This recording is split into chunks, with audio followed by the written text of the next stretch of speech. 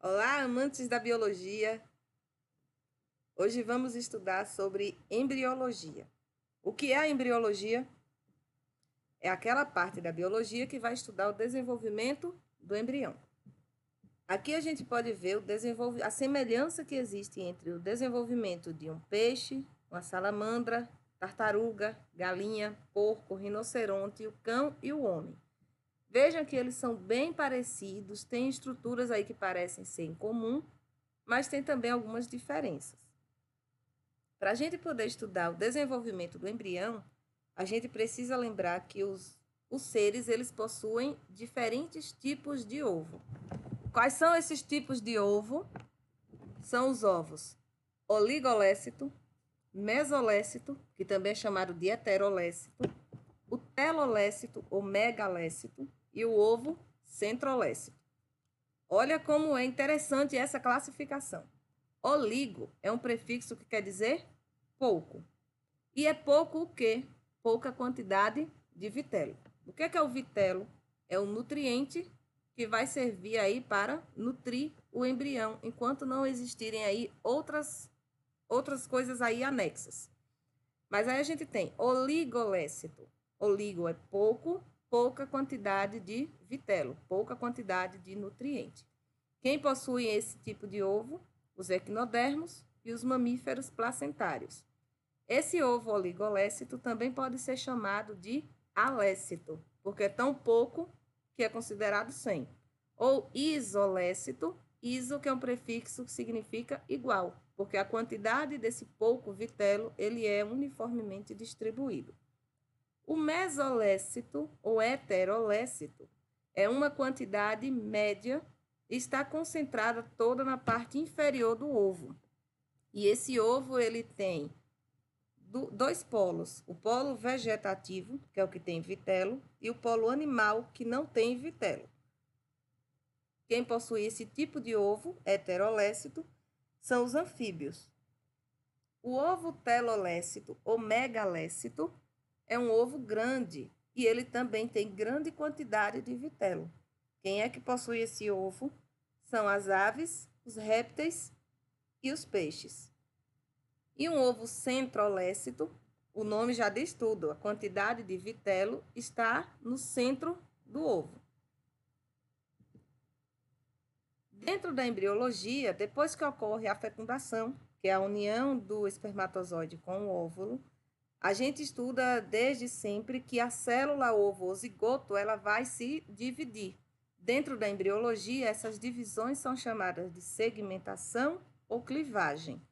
E se a gente tem diferentes tipos de ovo, a gente também vai estudar diferentes tipos de segmentação.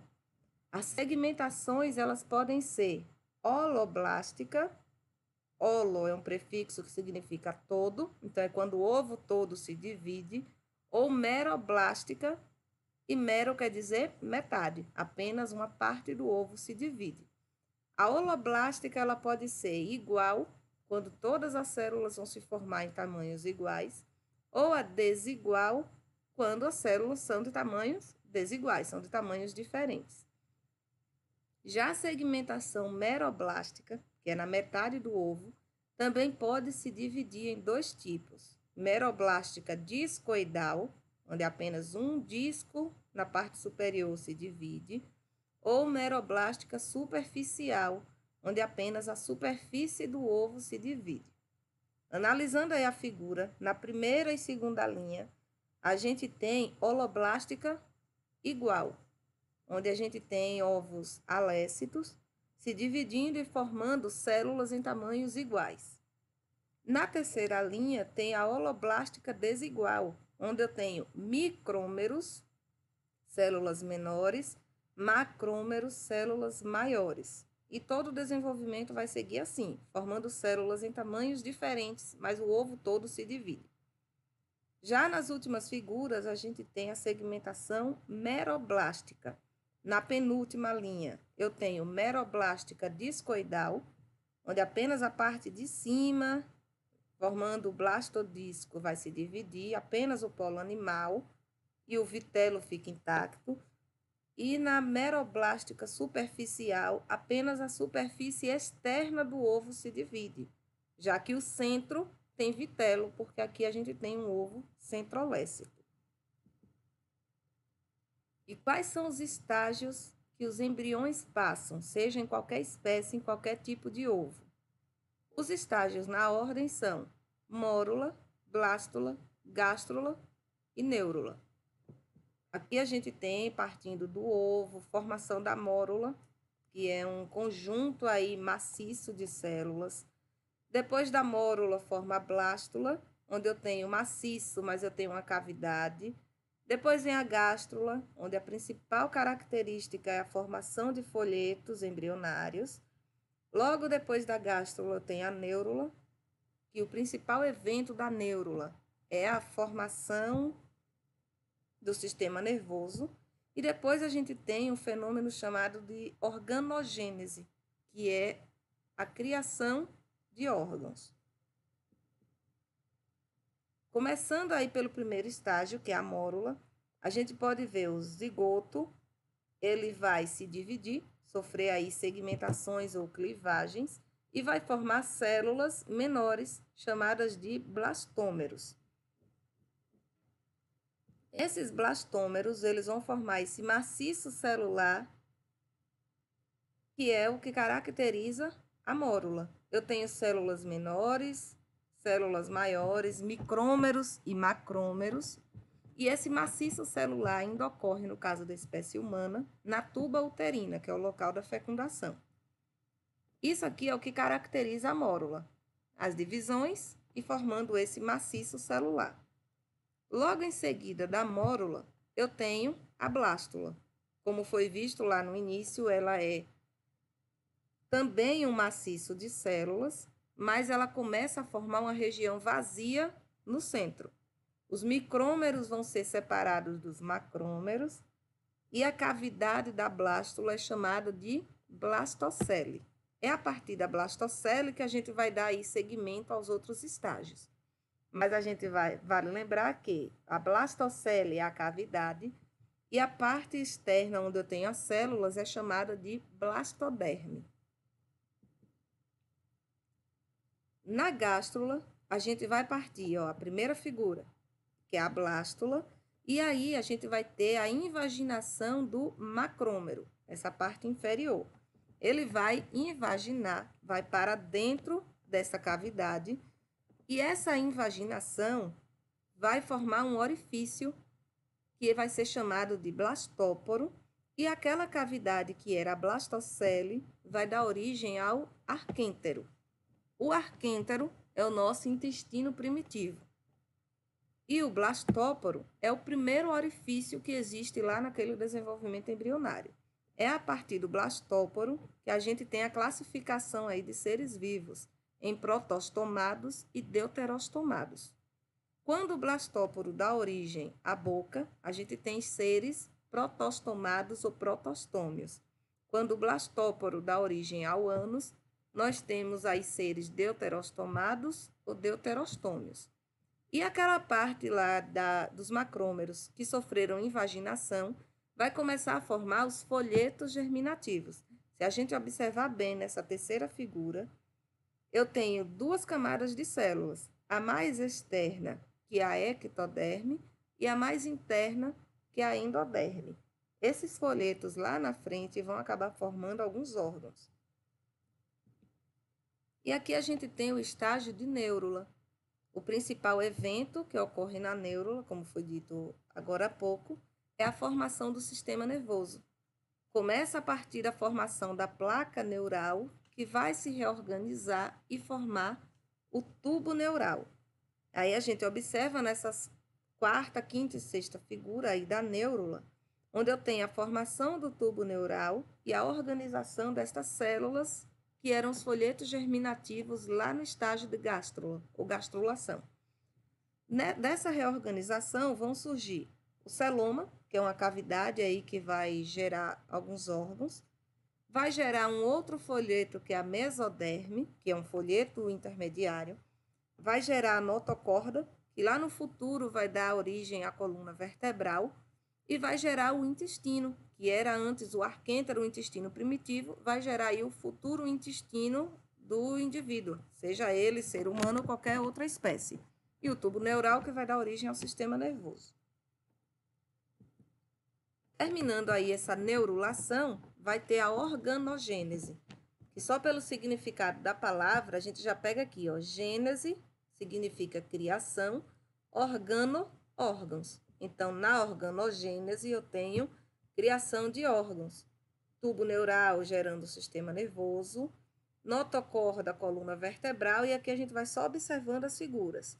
Arquêntero, de novo, ó, intestino primitivo. O celoma vai gerar muitos órgãos aí, seja do sistema respiratório, digestório, excretório. E esses folhetos aí de ectoderme, mesoderme e endoderme, que vão gerar também algumas partes do corpo. Lembrando, esses folhetos germinativos podem também aí ajudar a classificar os seres vivos.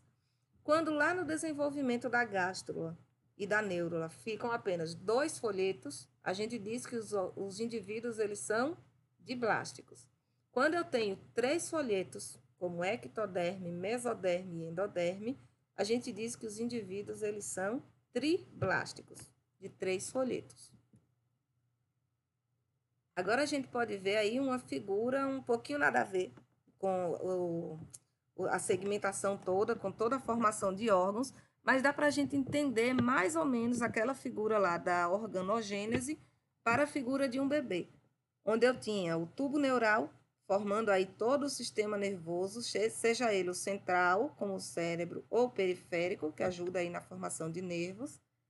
A questão da notocorda, que vai formar aí esse eixo de sustentação da coluna vertebral, e aquela parte do intestino que vai formar tudo aí, todos os órgãos do sistema digestório.